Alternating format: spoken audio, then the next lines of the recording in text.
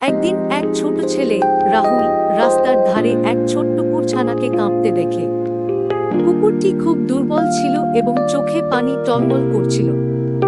রাহুল বুঝতে পারল কুকুরটি হয়তো অনেকদিন ধরে না খেয়ে আছে। সে কুকুরটিকে কোলে তুলে নিল এবং বাড়িতে নিয়ে এলো। খাবার দিল, পরিষ্কার করলো আর আদর করলো।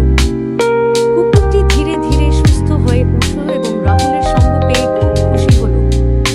সে রাহুলকে সবসময় অনুসরণ করত, যেন তার সবচেয়ে ভালো বন্ধু হয়ে গেছে।